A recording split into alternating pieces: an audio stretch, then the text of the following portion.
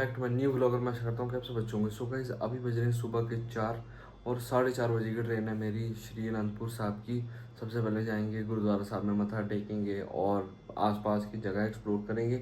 मेरा भी मतलब फर्स्ट टाइम तो नहीं कहेंगे, बट आज से 15-16 साल पहले मैं अनंतपुर साहब गया था। उसके बाद आज जा रहा हूँ फाइनली। तो चलते हैं, आप लोगों को भी दर्शन करवाता हूँ और खुद भी करके आते हैं। Let's go.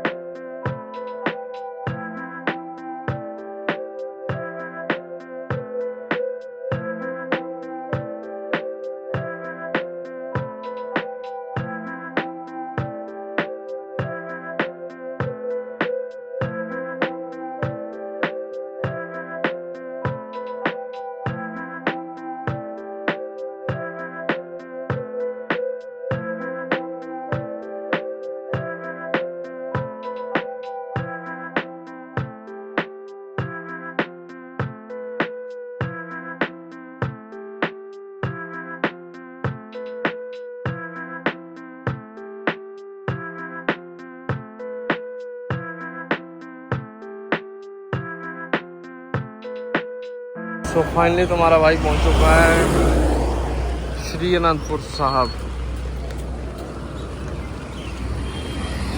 यहाँ पर मंदिर के लिए प्रसाद मिल जाता है, नैना देवी के लिए गुरुद्वारा जाना है तो उससे रिलेटेड भी सारा सामान मिल जाता है। वैसे अभी माता रानी के चाले चल रहे हैं। चाले मतलब एक तरह से आप कावड़ यात्रा होती है ना, जैसे पैदल जाते हैं, वैसे नैना देवी माता के लोग पैदल जाते हैं। तो इस वजह से बहुत रश है, तो वैसे इतना रश नहीं रहता। यहाँ से रेलवे स्टेशन से अनंतपुर साहब गुरुद्वारा तो वॉकिंग डिस्टेंस ही है बाहर निकल के।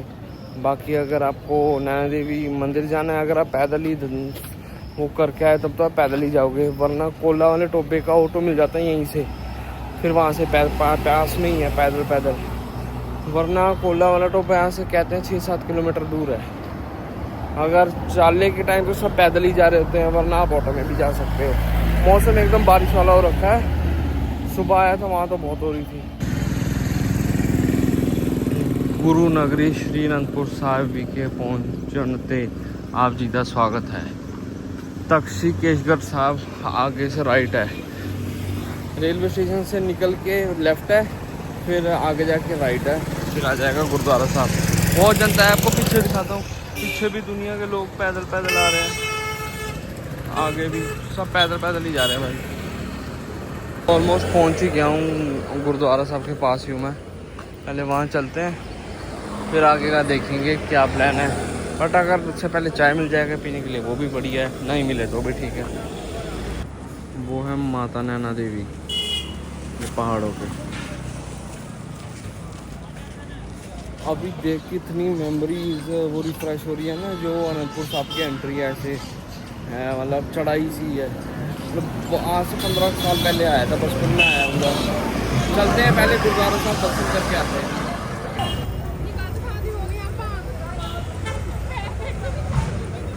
क्या दुकानें हैं प्रॉपर।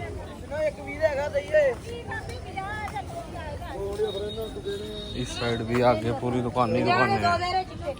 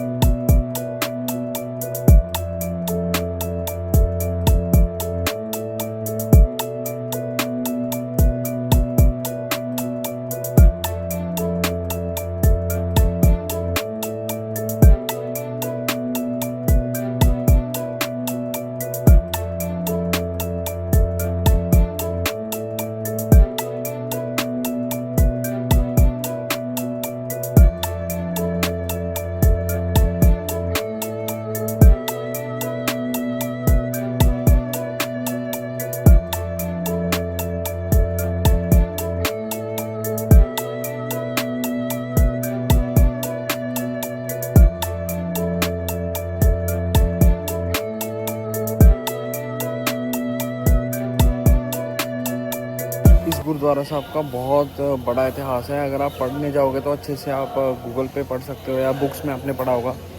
ये जो गुरु तेग बहादुर जी थे, उन्होंने किंग ऑफ बिलासपुर से ये जगह खरीदी थी उस टाइम, तो वो इन्होंने गुरुद्वारा बनाया था। ये मेन गुरुद्वारे का नाम पहले उनके माता जी के ऊपर था, तो मैं मतलब ठीक से प्रोनाउंस कर पाऊँ या ना कर पाऊँ इसलिए मैं नाम नहीं ले रहा हूँ, बट उन्होंने अपनी माता जी के ऊपर नाम रखा था इसका। फिर बाद में नाम चेंज कर दिया गया इसका, और फिर वो शहीद हो गए थे लड़ते हुए दिल्ली के अंदर हिंदुओं को बचाने के लिए, जो वो लड़ाई लड़ रहे थे। उसके बाद 10वें गुरु ने ये अनंतपुर साहब के ऊपर वो करा था, वो उन्होंने गुरुद्वारा संभाला था। गुरु तेग बहादुर जी थे 9वें गुरु सिखों के। तो इसकी हिस्ट्री बहुत लंबी है, मतलब बहुत चीज़ें देखी है इस गुरुद्वारे ने। बाकी इसके बारे में आप अच्छे से ऑनलाइन पढ़ सकते हो या किताबें नीचे मिलती है वो लेके पढ़ सकते हो।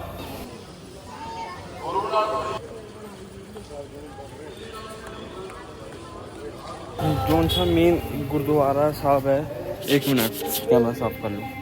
अरे गंदा हो गया।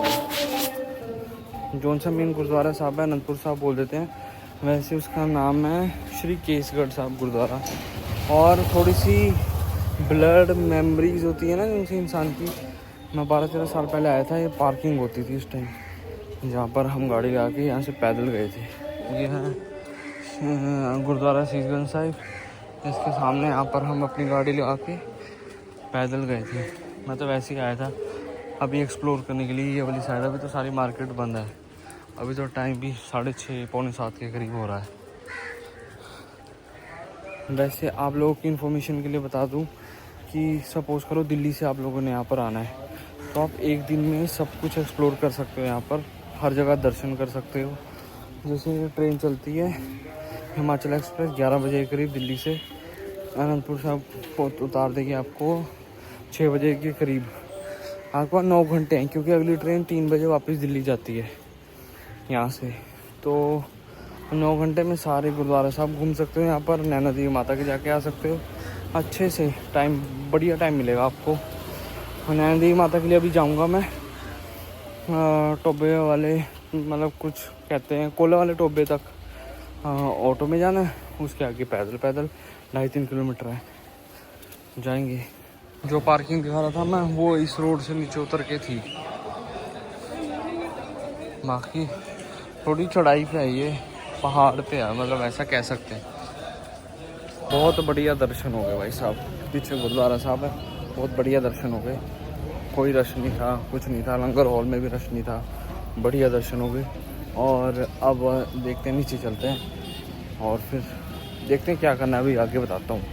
प्रॉपर बहुत बड़ी मार्केट है भाई, वो एंड तक। उस साइड वाली तो आपको आते हुए दिखा दी थी, इस साइड भी खूब बड़ी मार्केट है। यहाँ माता रानी के लिए प्रसाद लेके जा सकते हो और बहुत सारी चीज़ें हैं। मतलब ये देखो, जैसे प्रसाद की दुकान है, सब चीज़ मिल जाती है। अब ये है कि आपके पास ऑप्शन मिलेंगे आपको। यहाँ आ रहे हो तो अपने घर पे अपने बच्चों के लिए, किसी और के बच्चों के लिए कुछ भी लेके जाना है तो यहाँ पर आपको सारा सामान मिल जाएगा। एक्सक्यूज़ नहीं दे सकते कि वहाँ गए थे तो कुछ मिला नहीं, सब मिल जाएगा। खूब बड़ी मार्केट है भाई यहाँ तो। पहले दर्शन करके आओ, फिर बाद में जो करना है उसके बाद करो, क्योंकि बेचारे ये भी कुछ बेचने को ही बैठे हैं। बट सबसे पहले दर्शन ज़रूरी है, उसके बाद ये सब काम होता रहेगा।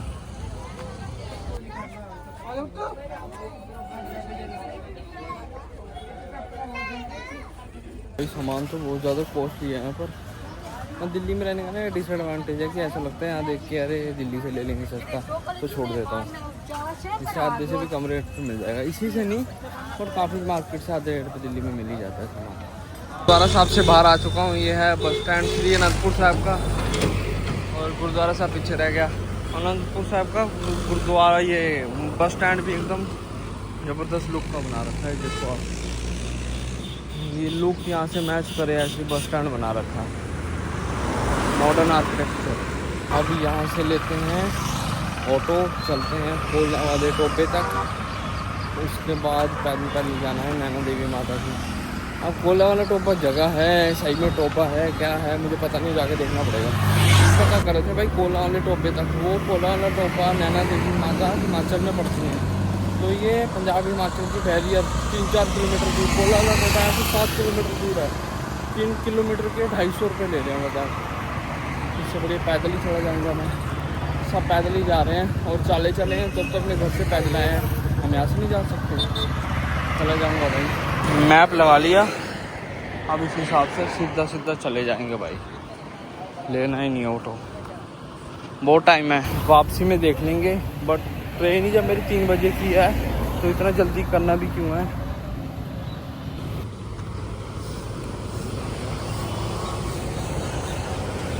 झंडे बिक रहे हैं माता रानी के, बजरंगबली के, सब झंडे। यहाँ पर चाले चल रहे थे तब तो बहुत क्राउड जाता था पैदल, बट अब कल ही ख़त्म हुए हैं चाले, तो भाई अब क्राउड नहीं है। तुम्हारा भाई अकेला ही है। चाले होते हैं जैसे लोग कावड़ यात्रा करते हैं ना शिव जी को जल चढ़ाने के लिए, वैसे चाले मतलब ये सावन में चलते हैं। माता रानी के नवरात्रे होते हैं नैना देवी के, तो उन दिनों में लोग पैदल अपने घर से जाते हैं, बहुत दूर दूर से आते हैं। और पंजाब में ज़्यादा कल्चर है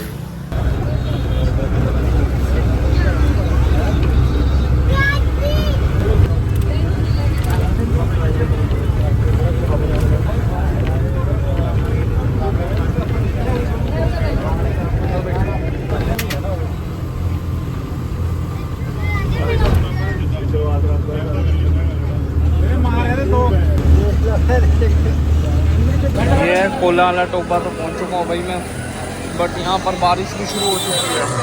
आप लोगों को दिख रही है नहीं दिख रही, बट यहाँ बारिश भी शुरू हो चुकी है। अब यहाँ से पैदल जाना है भाई, तेज है बारिश, बारीक बारिश है पर तेज है। दिख जाऊंगा यार, ऐसे कैसे जा पाऊंगा इतनी दूर। बारिश थोड़ी कम भी हो तब भी चला जाऊँ, यहाँ से तो बहुत मुश्किल लग रहा है ऐसे जाना, बहुत तेज बारिश हो रही है और मौसम भी ख़राब है। ये है टोबा, मेरे हिसाब से जाके देखता हूँ। सो ये है कोला वाला टोबा। स्नान भी कर सकते हो यहाँ पर, बस छिट्टे मार के भी जा सकते हो। यहाँ पर बस उतार देती है, तो यहाँ तक बस जाती है। अपनी गाड़ी पे आता है तो सीधा ही ऊपर जा सकते हो आप नैना देवी। यहाँ देखो भाई बहुत बारिश हो रही है, क्या बताऊँ आप लोगों को मैं। ये है टोबा, यहाँ पर लोग स्नान कर रहे हैं, छिट्टे मार रहे हैं अपने ऊपर। जैसे नीचे गुरुद्वारा साहब के पास सरोवर है ना, वैसे मंदिर के नीचे ये टोबा है। अगर आप आ रहे हो तो यहाँ की बस मिल जाएगी नीचे से। भाई यहाँ पर तो पानी बहुत आने लग गया ऊपर से। इतनी बारिश में ऊपर जाने का तो रिस्क ले नहीं सकता भाई मैं, क्योंकि पैदल हूँ भाई, दिक्कत हो जाएगी। हो जाएगा, होएगी, इतनी बारिश हो रही है भाई। नीचे जाने के लिए ऑटो वगैरह मिलेंगे, वो नीचे से मिलेंगे पेट्रोल पंप से। वहाँ तक कैसे जाऊँगे? देखो ऐसा पानी कूड़ा बूढ़ा आ रहा है भाई, ऊपर से पहाड़ है ना, तो पैदल जाना तो सेफ ही नहीं है भाई ज़रा सा भी।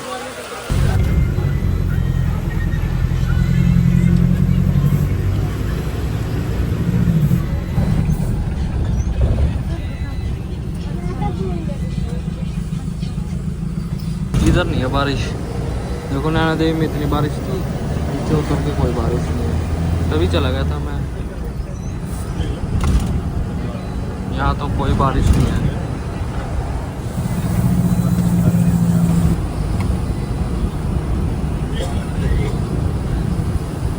यहाँ तो एक बूंद भी बारिश नहीं हुई भाई साहब। ये देखो सूखा पड़ा है सब कुछ, सब सूखा ही सूखा पड़ा है। धूप और निकल रही है तो, बट भाई वहाँ तो बहुत बारिश हो रही थी। पानी तो ऐसा आ रहा था भाई ऊपर से नीचे, जैसे कि जो बाढ़ आ रही है ना पहाड़ों में, तो ऐसे होता है ऊपर का पानी सारा नीचे आ रहा है। और बहुत कल 13-14 किलोमीटर चलना है, सीढ़ियाँ वीढ़ियाँ हैं भाई। बसें जा नहीं रही थी, कोई खड़ी थी, बारिश रुकने पे जाएंगे भाई, बहुत बुरा हाल था। तो माता रानी सॉरी गिराऊँगा कभी, अभी चलते हैं फिर और चीज़ देख के आते हैं। दोबारा से गुरुद्वारा साहब के पास आ चुका हूँ मैं भाई। अब यहाँ पर विरासत खालसा भी ट्यूसडे खुला होता है और म्यूज़ियम भी ट्यूसडे खुला होता है। तुम्हारा भाई आया हुआ है, देखो मंडे को। किस्मत अपनी ऐसी है, बट फिर भी जाके देखते हैं कहीं बाहर से कुछ दिख जाए तो।